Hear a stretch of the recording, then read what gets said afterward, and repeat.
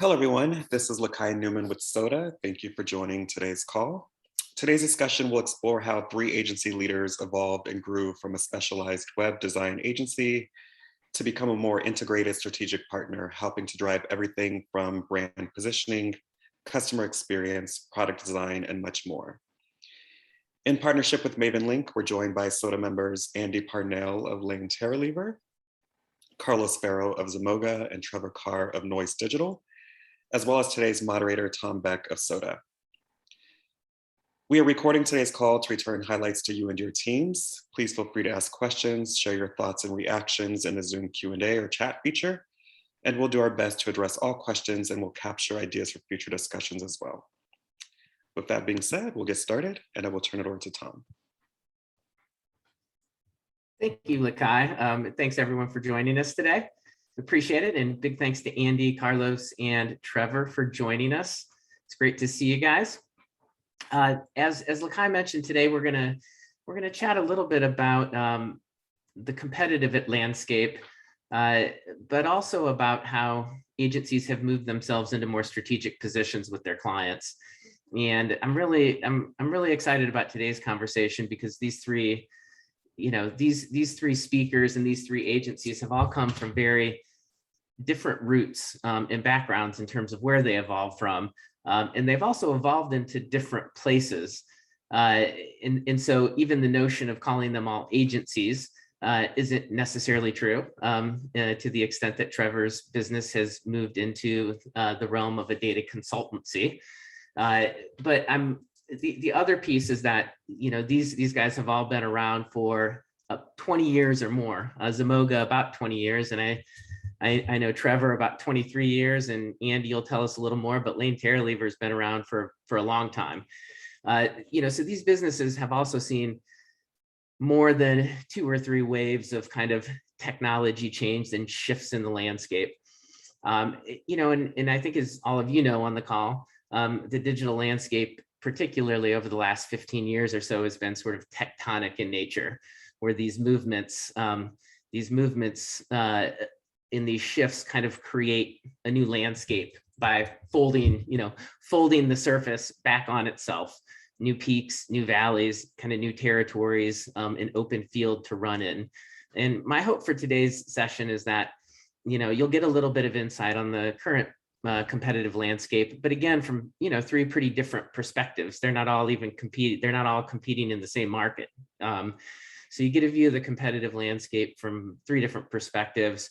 But you'll also get some ideas, inspiration, some insights for how each of them have made strategic decisions along the way, where they've chosen to evolve, and whether that's doubling down on the current path or pivoting into a completely new direction. So we're thrilled to welcome you guys today. And I will mention DJ Edgerton was supposed to join us, and he got a last-minute call to go join his team in Bogota for an important session tonight. Yeah, DJ's there on the phone with us. Are you on the plane, my friend? I'm boarding now, but go ahead, keep going.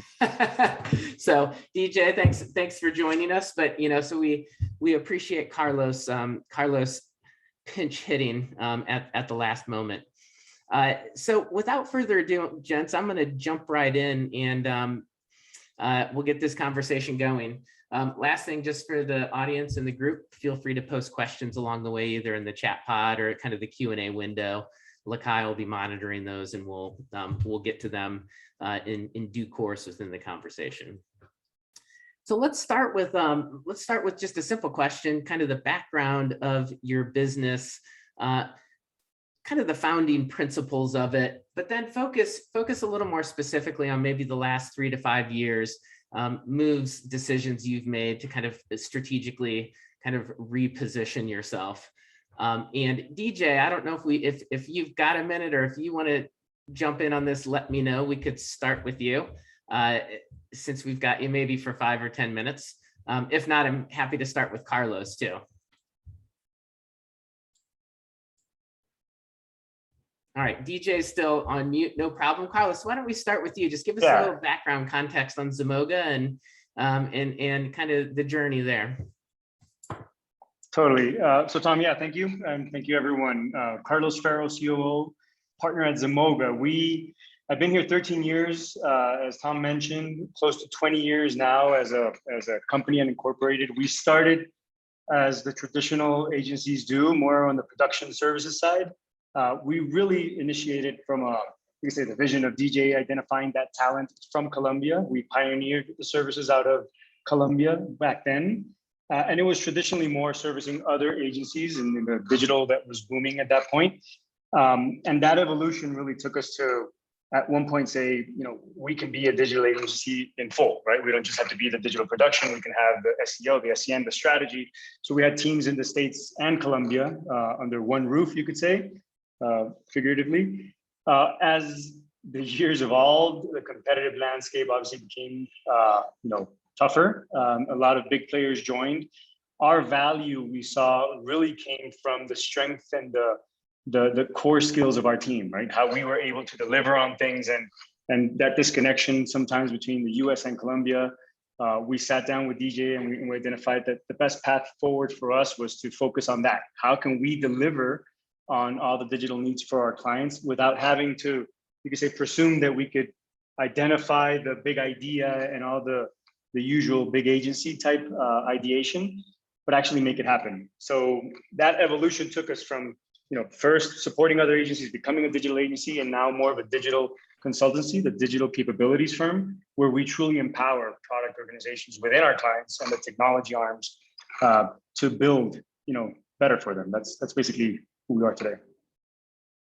That's awesome. Thank you, Carlos, and great overview. And maybe just each of you, just to give a sense of the size of the business and where you primarily operate for each of you. You could head count or revenue, whatever you want to share, and maybe just share a little bit about where your clients primarily are located. Yeah. I'll start there. Close to 400 right now. Basically, in the States, we only have 2 or 3 employees. DJ is one of them. But really, we service the US market. We used to service some in LATAM. We focus now fully in the States, and that's where our growth is coming from. Awesome. All right, thank you, Carlos. And we'll dig into some of the work and the transformation that's happened at Zemoga. Andy, how about you? If you can give us some background on LaneTerralever, and I know you guys have a long and storied history. Yeah, and I know it's a mouthful. Thanks, Tom. Andy Parnell, president of LaneTerralever. LT is much easier to say. We're based in Phoenix, Arizona. We're about 85 full-time employees, a little over 12 million in top line revenue for this year. And actually, the Terralever in LaneTerralever, that was a pure play digital agency founded in 2002. And we had become members of SoDA, I think, shortly after 2010. And I think we had a unique, differentiated space to play in for about a decade there. Had become Red Bull's global digital agency of record, had become a Facebook, preferred development partner, and did a lot of firsts with that with Apple and Adobe and other clients. But shortly after 2010, I think we started to see that, digital agencies were popping up all over the place.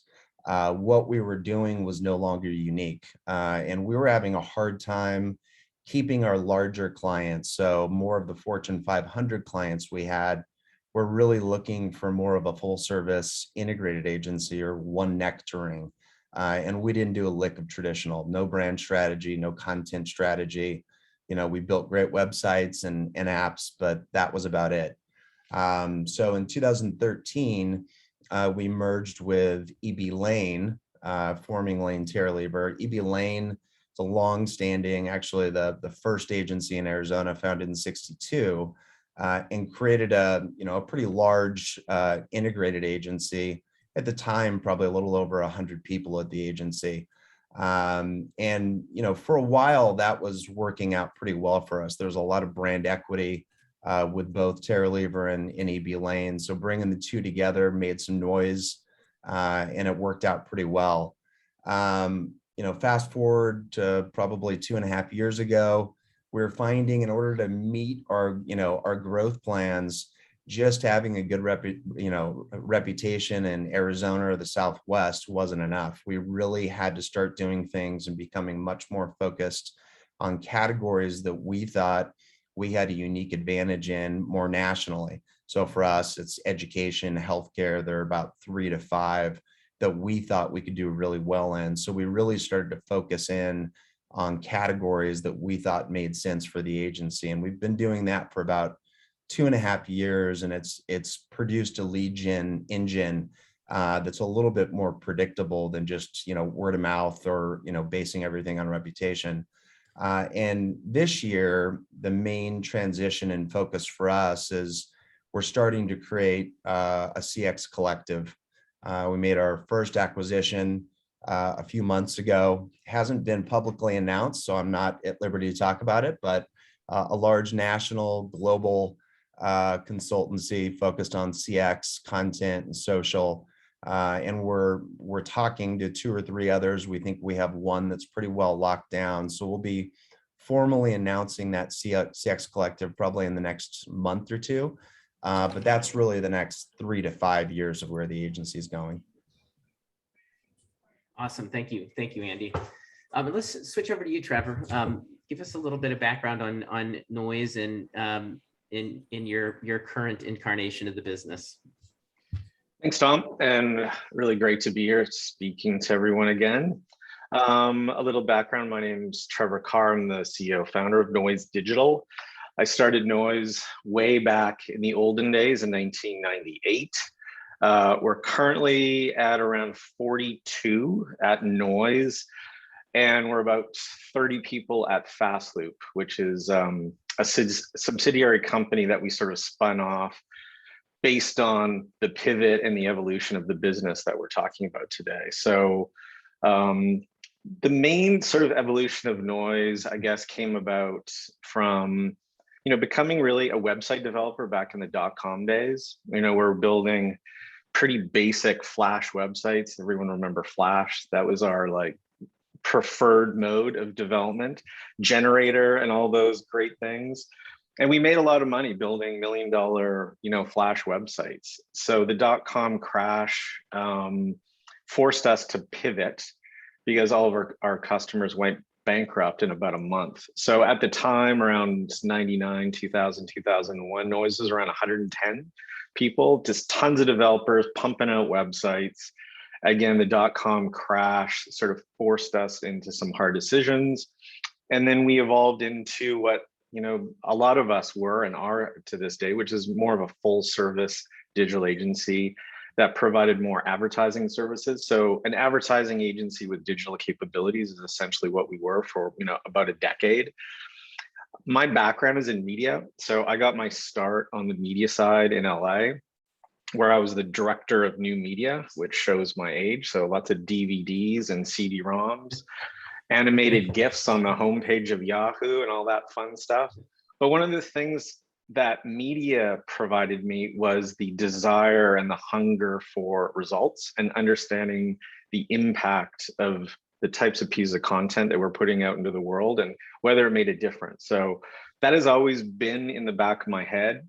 And as a consequence, Noise was very early days when it came to building out an analytics practice. So we really leaned into Urchin, again, an old word that maybe a lot of you have never heard of, but if you've ever worked with UTM codes in Google Analytics, that stands for Urchin Tracking Module. So again, I'm old, sorry to say that was back in the olden days, but that sort of full service agency really started to show wear and tear.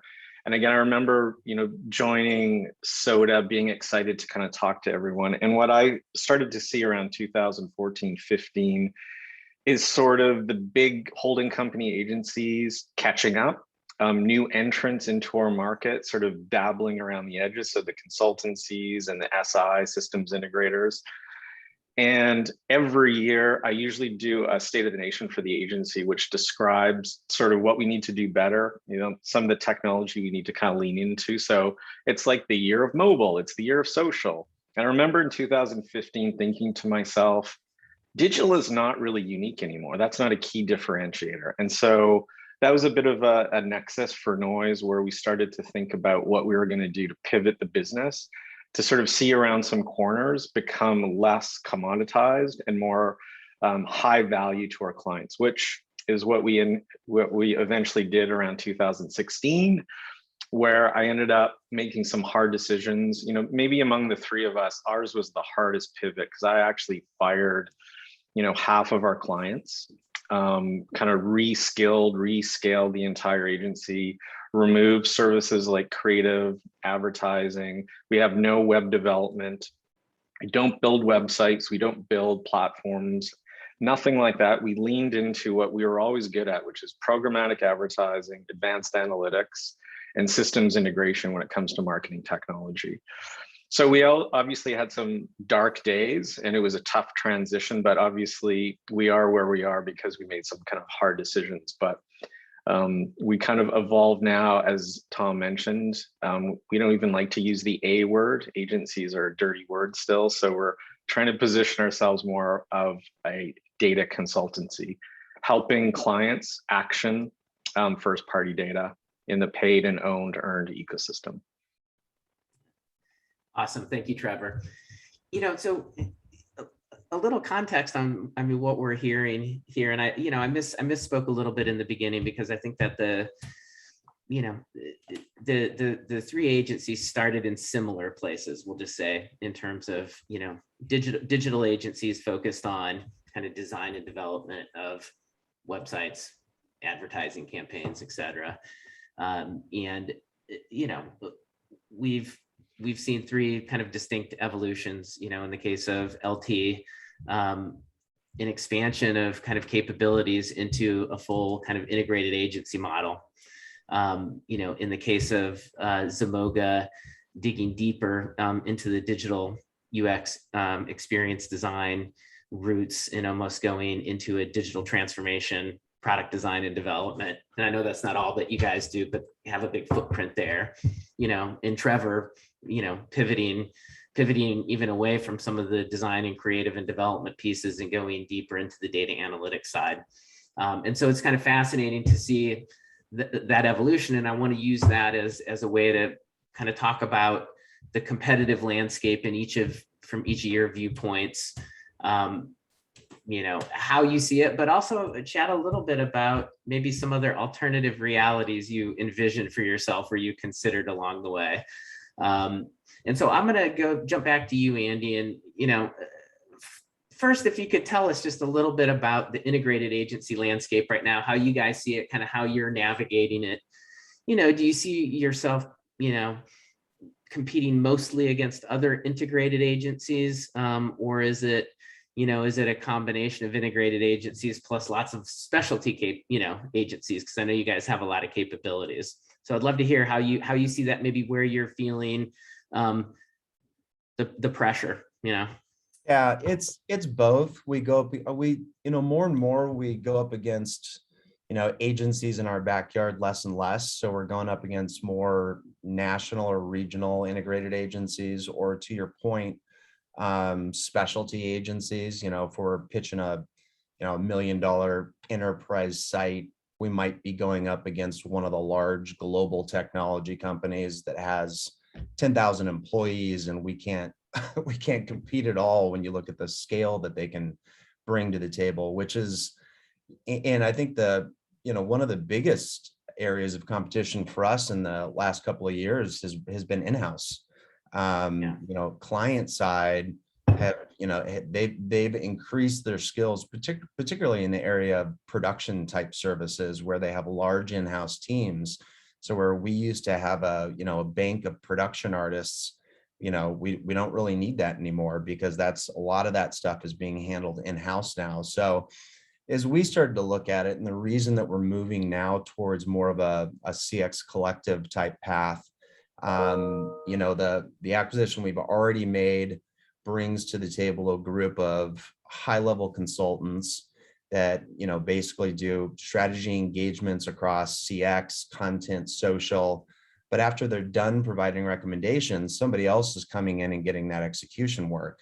One of the others that we're talking with right now, their focus, it's kind of a niche agency, is on customer research, looking at customer data platforms and figuring out where there are gaps in these companies and what they need to do to get ahead of that. Again, they're providing upfront consultation, research recommendations, but they're leaving all of the execution work on the table. So as we start to look at the collective, if we can fill in these, niche providers and consultancies that can round out what we're doing around CX and even EX, we can take advantage of a lot of the execution work that's going to be left on the table when they get done with that upfront work, which is how we're trying to differentiate and how we're trying to take advantage of, work that we're more than capable of doing, but taking advantage of, the customer bases that they already have and the opportunities that they're walking us into. Yeah. I mean, do you see, so the in-house trend is certainly, been documented and tracked from a data perspective. And, and I think many of us, at least in various capacities, have, we witness it firsthand within the SoDA community. What about on the consultancy side, when, the Accentures of the world and Deloitte's and, even the, the IT, the IT consultancies? Sounds like maybe you're coming up against them, at least on large web platform projects, but has it been mostly confined to that? Do you see the consultancies making, any at least serious moves into the creative in marketing strategy space? Not as consistently, but yeah, we've seen that as well. So particularly in our, larger, more Fortune 1000 or Fortune 500 type clients. Yeah. Okay. Mid-market, not so much. Yeah. Makes sense. Carlos, how about you? I'd love to hear a little bit more about, the competitive landscape at Zemoga. And I know that you guys plug in a lot on, digital transformation work, digital product design work, but you also, scale into some digital marketing work as well.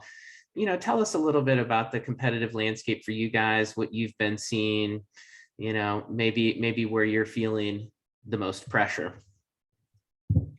Yeah, totally. And I think that main pivot that I mentioned that happened some 8 years or so ago was truly that moment where we said, do we go in the direction of specializing in a specific, platform or vertical? And we realized that our specialization, what we were going to focus on, was really more our model to deliver, the how we would do it. And we fully gave that ownership to the team. And as soft as it can seem, entrusting the team and driving that culture of how they are to ingrain, both as a team and with the client counterparts, are what we feel set us up to the landscape today. So to Andy's point about in-house being, a big source of competition, we have to embrace that, right? So that's what we see as what's our value to them. If they're trying to build in-house, we know how to do that. We do it better. We build better. So how do we integrate a team that can expand on that? So I think when you mentioned the big system integrators and when they see everything all over the place, they don't trust that. Once we come in with a squad approach, more of you want to build, or do a full digital transformation, they want to keep that in-house to the extent possible, but they know they can't do it alone. So we know that they know what they want, but they don't know how to do it. So we've really focused and honed in on that one, Tom. So I would say competition for us, I know it's a different subject altogether, but obviously talent is the competitive landscape there is critical right now. But from an industry and from a sales standpoint, I would say that the offering a full-fledged of services across the board actually benefits us when we come in and we tell the product organization, the technology organization, this is how we embed into your team. This is how we're going to help that product go to the next level or so. So I think that's been our approach. And the big transformation again for us was, let's focus on the engagement, the how we build things. And that's where eventually, and we can talk about that later, those alliances and those partnerships in terms of, how do you really connect the big strategy with the build of the product? That's like the evolution for us. But the past years have been honing in on that. Yeah. Absolutely. And I want to get to Trevor in just a minute, but I had a good question come through the chat. and I'll start with you, Carlos, but Andy, have you address it too. But Drew Gelder mentions this, alongside the trend of in-housing or insourcing. And I think that's both true of marketing teams as well as technology and product teams. There has been some increased demand for, I suppose, training and working within methodologies that align with how that group, works. And on the tech side and even the marketing side, that's increasingly been Agile methodologies, certainly not for all. But Carlos, I'm wondering if you could talk to that a little bit when you look at, Agile or other methodologies for working. What do you see with your clients? How much have you guys had to upskill, or cross skill in that area to be able to work alongside client teams, and also potentially train them up to take over work that you've done? Indeed. So it has been critical. So that was the first challenge several years ago when we started, going this route. And I think it not just the delivery method, but also how we sold things and how we pitched the work and how we convinced clients of, if this is really going to be a partnership, ingrained partnership, we'll show you the value of having a squad with these skills and putting a team together. So it's not staff augmentation in the traditional sense of clients know what they want and just give me people. It's more, how do you set up a model that drives value? When you're in Agile, it's not just about running a sprint, right? It's really about being immersed with the client and the client as a group, defining where it is that you're going, how you're going to achieve it. So I think upskilling certain product organizations or training them on that has been easier. They're driven like that. Product development has that mindset. And it's actually taking us to support them on higher level areas, right? So if before it was difficult to convince someone to outsource to Columbia for development technology, and then it was difficult to do it for design, now we're in that stage where how do we help product team members, help on the product management side? How do we evolve the product roadmap? So I think that iterative mindset, one is the mindset. Once you have that, how do we sell it in? How do we set the expectation? It has been critical. So yeah, I'll say for us, it's at the backbone of what we do. Yeah. How about you, Andy? I mean, particularly since Agile is, I would say, a newer arrival within marketing organizations. One, I guess, what are you seeing in terms of clients, on the marketing side, in their embrace of Agile? But two, just in your ability as a team to plug in and kind of support client side organizations in their in-house teams. Yeah, so for us, we were probably an early adopter of Agile for particularly integrated agencies. We've been using Agile since 2014, and there have been points in time, and there have been clients where it's been helpful to work alongside client teams and having a common understanding of the terminology and the language that comes along with that methodology. I would say we lean into it less and less these days. It's less of a differentiator for us. And I think as we move forward, and certainly as we start to focus more on customer experience, I would say it's probably going to fall to the background more and more for us. It's not something that we talk a lot about when we're pitching new business or doing those kinds of things, unless we know that it's a large technology-based project, and we're going to be collaborating with their internal team members.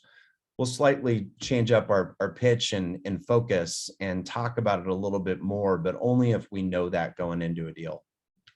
Yeah, cool. So Drew, hopefully that at least gave you some perspective on your question. Thanks for that, and for others of you on the call, I encourage you to pop questions into the chat if you have them. So Trevor, let's switch over to you. I mean, particularly in the data analytics side and programmatic side, I look at those Loom Escape, ecosystem things, and their eye charts of all of these different players trying to get different bits and pieces of both the advertising ecosystem, but also the data ecosystem. maybe you just give us a snapshot of how you see the competitive landscape for, for where you guys are working and how you're navigating it, where you think the competitive pressures are. Yeah, I mean, I think, that's a very, very long, I guess. Yeah. Okay.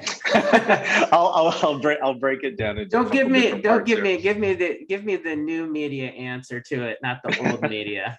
Exactly. Nice. So I think, competitive pressure is going to be maybe similar to what I've heard from Carlos and Andy. We see holding companies catching up. We see consultancies really leaning into marketing technology services specifically because they are all understanding that the growth in e-commerce and direct to consumer is accelerating the need for marketing, and more specifically around marketing technology and the first party data component is going to be at the heart of all enterprise.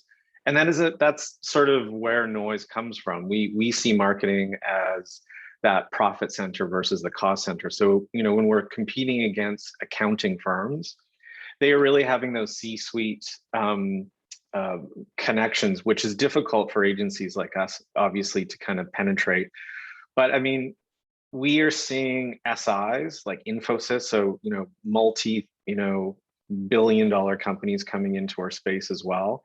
I think where we're differentiating is sort of around some of the things I've heard from the other two folks, Andy and Carlos, which is we're seeing this chaos in the marketplace, complexity in the ecosystem, and the rise of in-housing as a huge opportunity for smaller agencies like us, because we're able to offer, I think, a much more cost-effective, nimble execution on a client's needs and wants.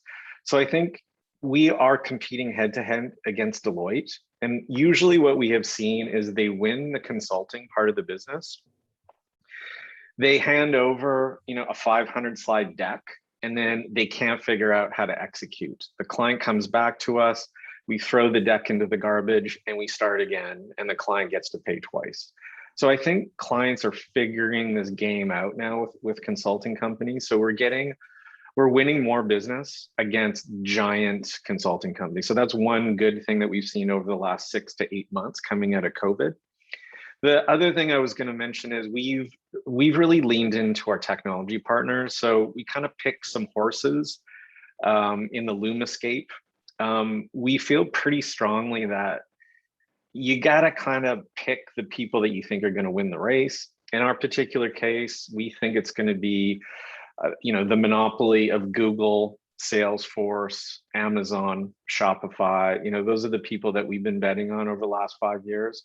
So our agency has really leaned into those partnerships, and we've been getting a lot of traction, new business opportunities, because of the staff and the certification components that Noise has built up over the last 5 to 6 years. So yeah, I think this chaos in the Lumascape, Tom, is honestly the best thing to happen to our industry, because clients don't know what they're doing. In housing, everyone wants, they try it, they screw it up. And then ultimately what we like to insert ourselves into the equation as a managed service partner, where we're implementing recurring revenue models to help them manage their technology stack and then fill gaps whenever the need it kind of comes about. And again, we're doing training, we're doing all of those things that I know agencies don't love doing, but I think if you're patient, they'll come back to you with a full service model eventually. That's what we've been saying. Yeah. I'm just on the just to back up to the Deloitte piece, because I think many of us probably on this call have had similar experiences of getting the consultancy deck passed off to our agency to do something meaningful or start over.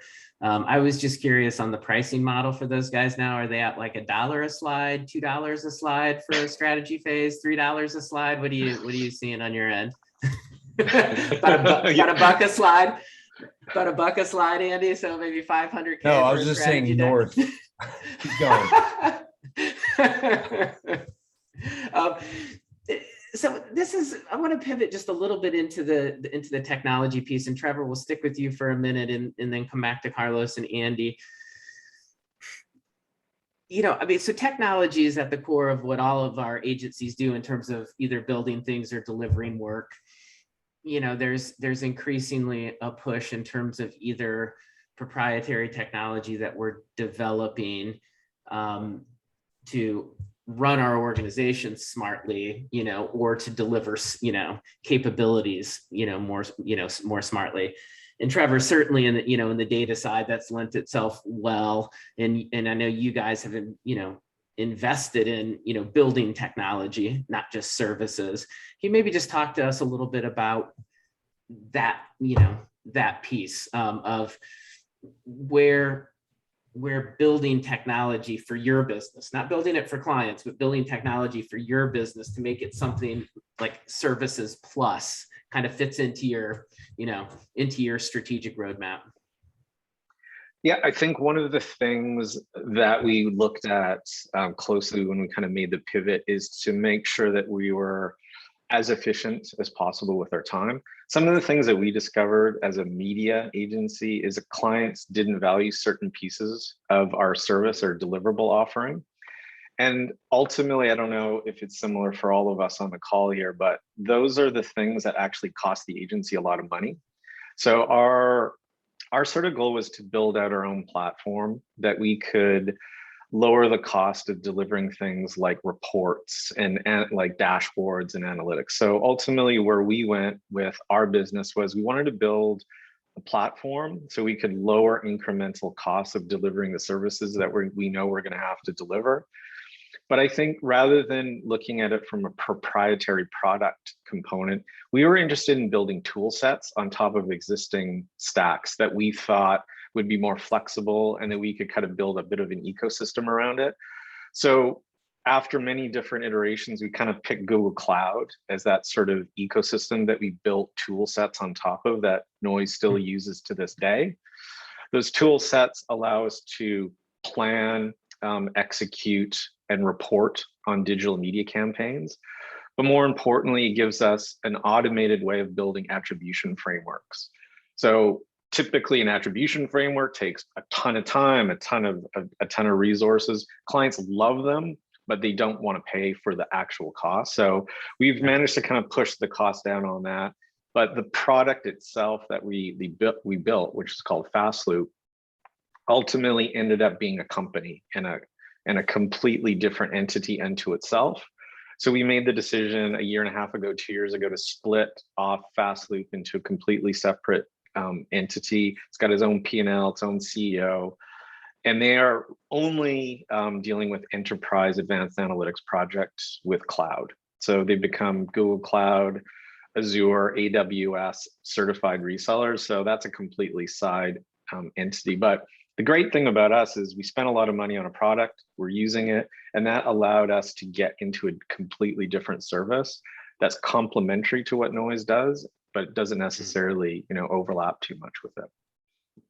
I mean, have you viewed it as essential? I mean, given kind of the competitive landscape, to have technology that brings the cost of your services down, rather than say in certain cases, like always finding the niche premium service where you can command the highest rate? Yeah, I mean, hindsight's always 20/20. And when we started building out FastLoop, I certainly didn't know how important it was going to be. It was just quite honestly, we know we needed it. There was nothing in the market. We looked at every single piece of software out there and nothing did exactly what we wanted it to. But, in 2020, 2021, it's kind of critical to our business. Because of the cost pressures around media fees and transparency around media, if we didn't have this, we would probably be costed out of the market, especially around scaled holding company media agencies that have different types of agreements that it's tough to compete against. Yeah, cool. Carlos, let's switch over to you for a minute in this kind of same general direction. And I mean, Zemoga has an interesting story in that you guys were pioneers and in setting up kind of production and delivery within Colombia from the very beginning. I think this was even before the whole notion of nearshoring. People were talking about, and even then the model was different at Zemoga because all of the work was done there. This wasn't just about shipping off, technology services to a lower cost market. But I'm curious for you guys, this notion of, the cost of services goes up, generally speaking, and yet clients want to pay less and less for services. Technology or repeatable technology within the agency is one way of addressing that. How do you guys kind of view that notion of, really staying competitive on the services side, but augmenting or supplementing with repeatable technology investments that you guys have made on behalf of the agency? Yeah, so I think going back to, we're still focused on services, right? So we view technology as everything we touch, but we decided not to focus on particular tech platforms to offer clients.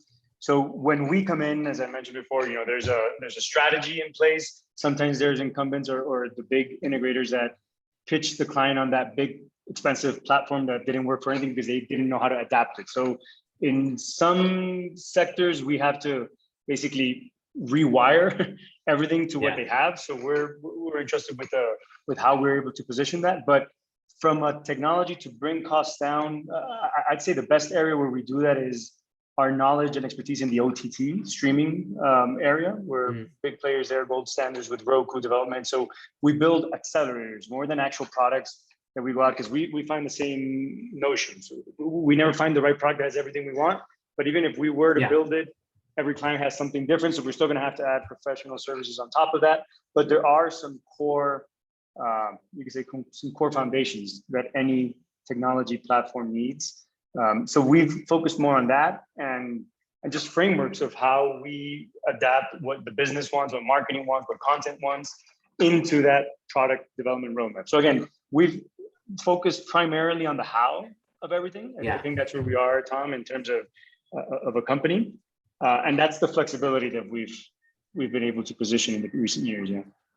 No, that's great. And so you haven't felt too much pressure to, say, specialize in a particular technology or a particular technology stack in order to be, I suppose, one, seen as an expert in that particular kind of project type, but again, two, to bring, maybe some efficiency into your production capabilities. So you're still seeing good promise out there for, I won't call you generalist because you're not, but because you work across a lot of different technology stacks, you still have kind of a generalist point of view in being able to tackle these problems. And they're always going to be coming up, and clients just know that they need to build things. They just don't know how to get there. So when we are at that stage where you can call it discovery or whatever, we have our recommendations, right? Based on our skill set, but building the product or having it internally has not been, based on our model where we are. Yeah. Andy, how about you guys, again, getting in? I know that you kind of dabble in all of these worlds, or not dabble. I mean, you really work in all of these worlds, from media and analytics to technology and development. Tell us maybe a little, and you hinted at it a little bit earlier in terms of things like, well, hey, production design capabilities got brought in-house at clients for the most part, so we don't have as many production designers as we might have had, 10 years ago. But on that, that services side, and then the notion of kind of bringing technology to the table that creates more efficiency and either in certain cases drives costs down for certain service areas. What are you guys seeing there, and where's the opportunities, you think, for integrated agencies to make these kind of smart investments in some technologies that can help them be more competitive on the services side? It's for the type of agency we are today and for where we're going. And actually for a while now, I'd say for probably the last 5 or 6 years, we've really been a technology agnostic agency. Technology is not, focusing in on a platform or another wouldn't have been, I don't think, a good position for us to take with most of our clients. Because it's just not we're not necessarily, we're not a specialty shop, very different from Trevor and Carlos in that way. For us, it's more about, providing more value added services. What areas inside an enterprise, are going to be vacant spaces for us. So, a client might not have somebody who's focused on building out an employee ambassador program. That's a great space for us, and it's one that we can, charge a premium for in terms of delivering. Areas around that are more consultative or strategy focused, where we can kind of rise up a little bit in terms of the value that we're providing our clients. So that's much more of a focal point for us than, picking platforms or technology. Again, we're a little bit more agnostic in that space. But it's funny, Trevor mentioned going in and cleaning up after Deloitte and, finding the opportunity there. That's kind of what we're trying to do in a sense with our collective. I mean, these are niche, consultancies that we're bringing into the collective. And if we can be the ones that are being brought in to do that execution work alongside our partners within the collective, it's a value to both sides of it. So I'd say that, we're much more focused on, choosing the right path in terms of where we're adding services or expertise versus technology. Yeah. So a build on that,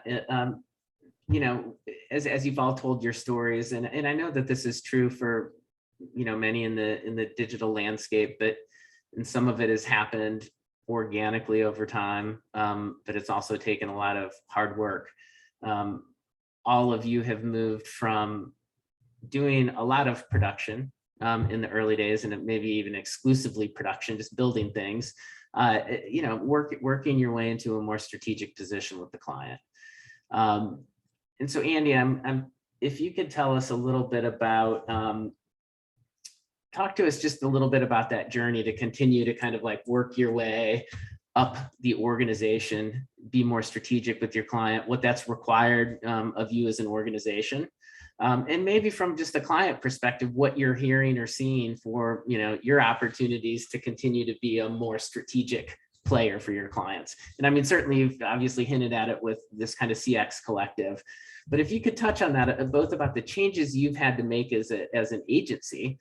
Everyone likes to say that they're strategic and go, oh no, we have really strategic people, but actually delivering strategic services and capabilities is a whole different story. And so I'd love to hear a little bit about that, how you got that done at LaneTerralever, and also again, from a client perspective, kind of what you're hearing or seeing as the opportunity to continue to grow in that direction.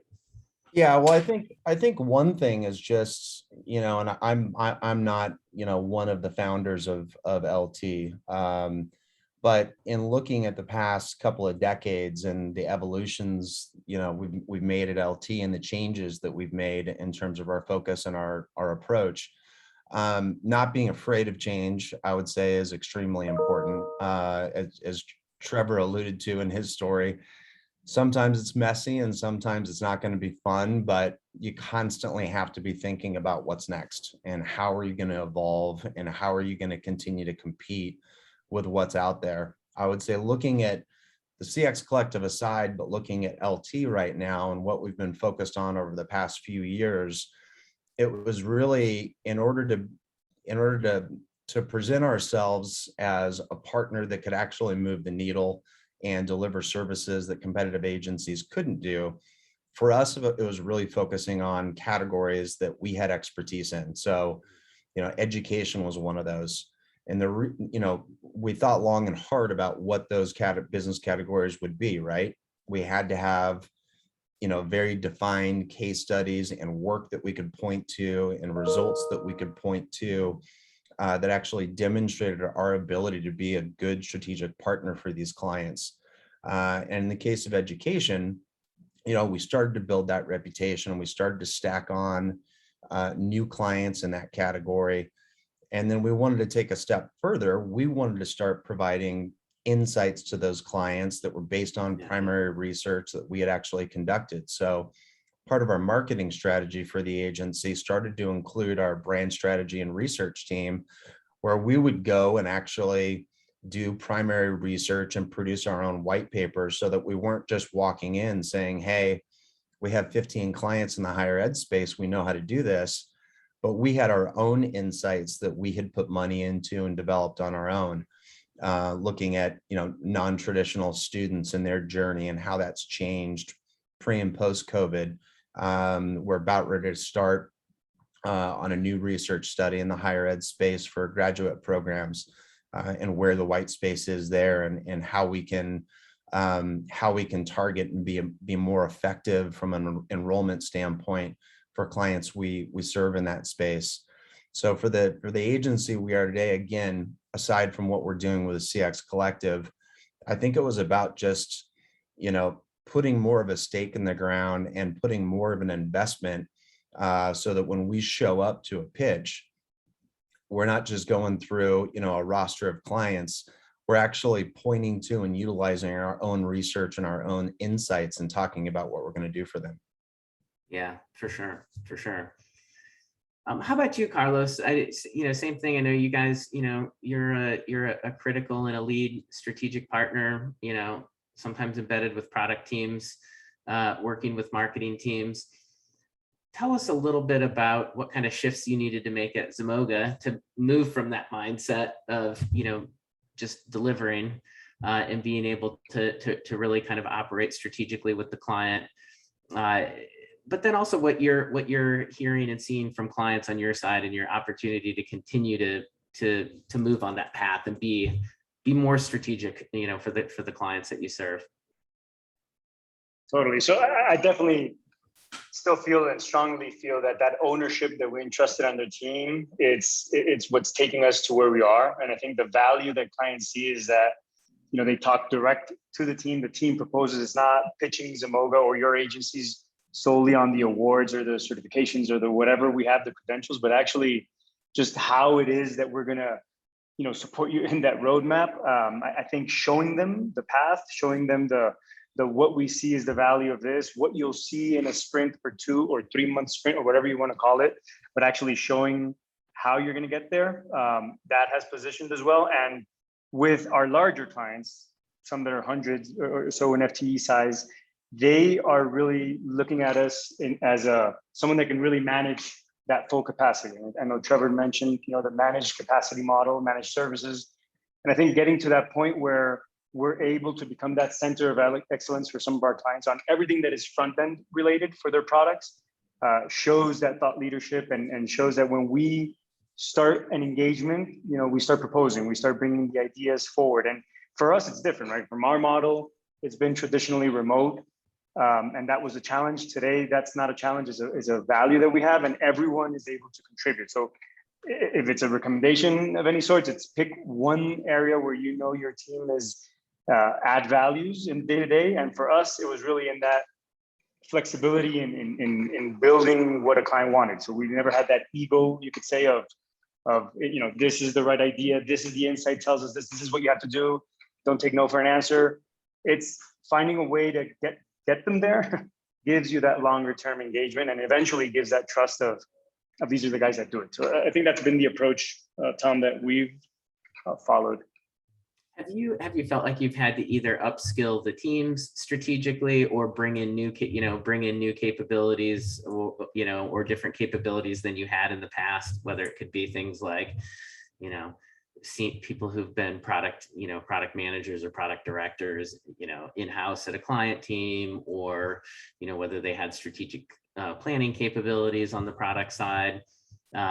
Where have you had to make either upskilling internally, or just bring in, new layers of staff?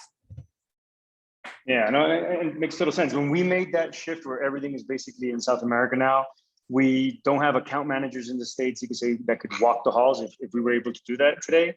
We have delivery managers, right? So it was upskilling senior project managers that we knew had more of the strategic insight, that we knew had more of the commercial vibe, but that would always take the client down to how do you build a team around your needs, right? How do you paint that path? So upskilling that area of management, as well as our business analysts. Our business analysts evolved into more of the program and product manager roles. So we, given the methodology of Agile, with starting with product owners and upskilling teams to be able to really be drivers of getting insights from the product and proposing back to the client, was a big area. And quite frankly, with our clients, they have, and we're seeing that. I mean, right now, and it's a whole nother topic, but there's not so much pressure on rate in terms of what we're charging, but more pressure in terms of how can we get the right mix of skills in for them to deliver on a product or an idea that they have, right? So upskilling that initial portion has been key for us. Cool. So Trevor, and we're gonna close with this plus one more question.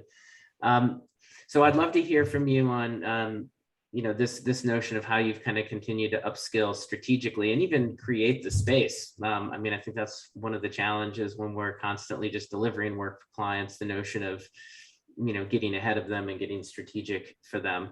If you can talk a little bit about how you navigate that at Noise, what you're seeing. And then as a second piece, and we'll come back to then Carlos and Andy and close with these, any just quick observations on, as you made a strategic shift and you're now years into it, looking back on it, any advice to the group, things you wish you would have done earlier, or more aggressively, or not more aggressively as you made the strategic shift that you're kind of in the midst of today? Maybe I'll start with that. Yeah, I think the short answer is, I think if we didn't embark on this, I'd call it a hard pivot, we might not be in business, or we would be severely hobbled based on kind of the trajectory of where we were going at the time. We're a healthy business when we made a pivot. So, some of the advice that I would definitely give myself back then is I ran a very high capital ratio at Noise, which gave us the flexibility to invest in this pivot. It's very expensive just from, upskilling, training.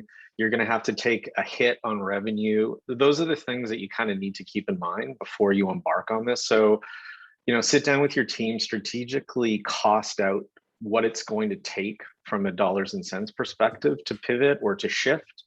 Whether you do it like we did it, or whether you do it in more of an evolutionary way, you still need to account for the investment costs in it. So we were lucky at the time. We had a lot of money in the bank. We essentially took that money, invested in the new iteration of Noise, so that, I learned my lesson from the last kind of shift.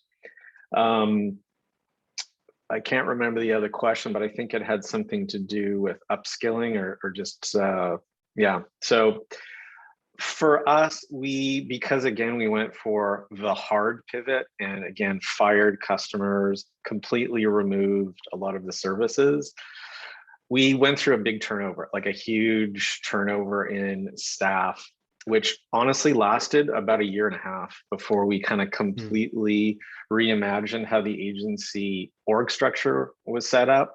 But more importantly, what are the skill sets of the people that we have in the organization? We offered retraining to everyone who wanted to stay at Noise, knowing that we would not be doing certain things any longer. So that I think some people just opted out. That was totally fine. Some people didn't meet the mark. That was fine. But ultimately, we kind of turned the entire staff over by, at least 70% over 2 years. Yeah. Which is tough, which is very difficult. And again, that's that emotional component that you're going to have to be prepared for. But you're trying to take care of the business. You're trying to take care of the people that have been with you for years. And ultimately, the core team stayed with us through the entire pivot. And I also want to maybe make a comment too. This is a lot to do with the types of customers and clients that you're going to have to try and attract during this period. We tried to get our existing client base to move along with us, but ultimately only half sort of wanted to engage with Noise in the way that we wanted to move the agency forward. The other half was a polite conversation around, this is just not kind of a good fit any longer. We don't believe in this traditional kind of mass media model sort of thing. And I think the one last thing I'll end on is, what we do at Noise, potentially different for other companies, is we really lean into the CFO as our core stakeholder in a lot of our projects. It's new to our business. Like, we've never dealt with CFOs up until like a few years ago, But because we're positioning marketing and advanced analytics as a financial tool versus just a pure advertising, media, or marketing tool, we're able to put ourselves in the same, strategic value proposition as a Deloitte or an Accenture. And I think, for anyone on this call, I think that's got to be a key for you to figure out how to do in order to charge the amount of money that it actually is going to take to provide good service for some of these clients. Yeah, thank you. Carlos, and we're bumping up against time. So I'd say in a minute or less, just as you look at the evolution of Zemoga over the past 5 years or so, advice to your former self. What do you wish you might have either done more quickly or more aggressively, or even things that turned out well that you didn't think would? Just as a way to give those on the call some insight into what they might expect as they look at a strategic shift.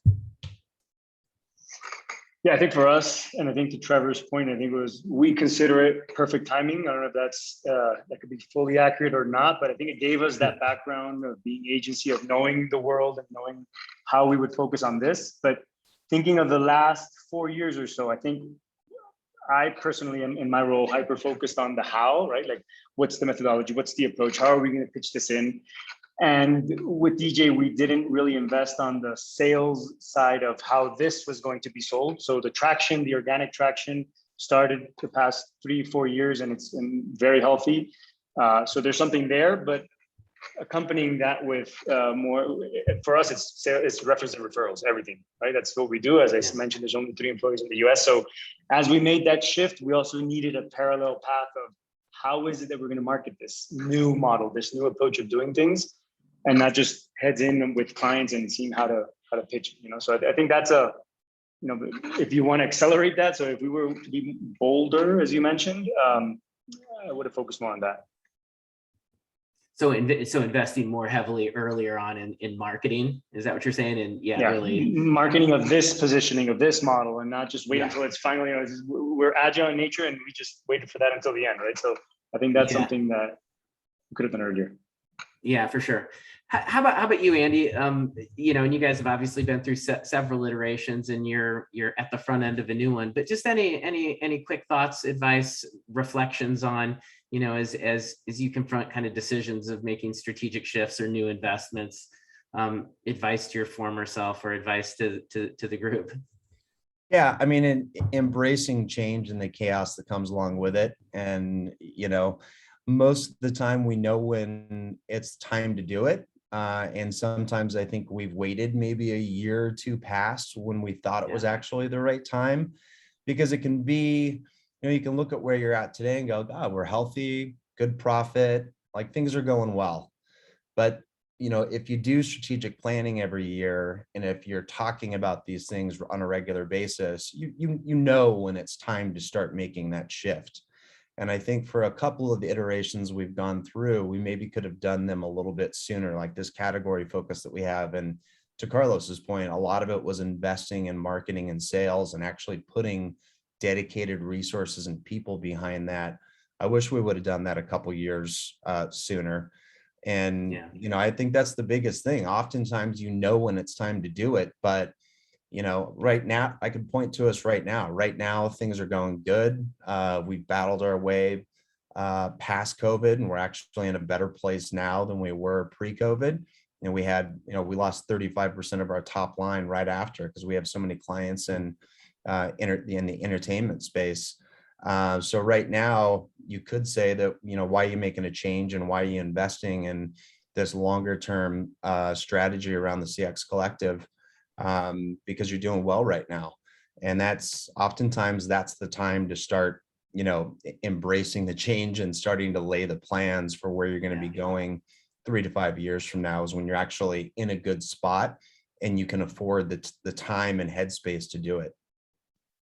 Yeah, that's great perspective and advice. And I think, from all three of you, I've heard, we have a tendency in the agency world to hedge our bets for too long, across either multiple strategies, multiple verticals, multiple service capabilities, whatever that might be. And Andy, to your point, by the time the business starts to suffer in any one of those, it's not too late, but it's later than it should have. It's later than it should have been. And you've all made decisions at one point or another to stop hedging your bets and to make real investments in a strategy that's going to come to fruition a couple of years down the road. And I think we should all take a lot of motivation from that, a lot of encouragement from that as we look at our own businesses and go, where do we need to go next? Because the time, when that question becomes really urgent, we're going to be 2 years behind where we should have been. So I'll close with that. Huge thanks to you guys, Andy, Trevor, Carlos, for joining us. Really rich discussion today. We appreciate your time, your advice, your perspective. It's great to see you guys. Great to hear that the business is going well, and love to see success within the SoDA community. Thanks to all of you on the call today. We appreciate it. As always, we'll have a recording available within the next day or so, and we'll send that out to you through email. If you have any follow-up questions, feel free to just shoot me a note directly. If you're within SoDA, you have my contact, but if not, you can just send a note to tom.beck@sodaspeaks.com. And lastly, just a big thanks to our partners at MavenLink, who are making this agency leadership series possible. We'll be back in October with another session focused on technology modernization within your agency operations. So the date to be announced, but pay attention to that. It's going to be another great discussion. So thanks again, everyone. Have a great morning, afternoon, evening, wherever you're calling in from, and we'll hope to see you soon. Thanks, Tom.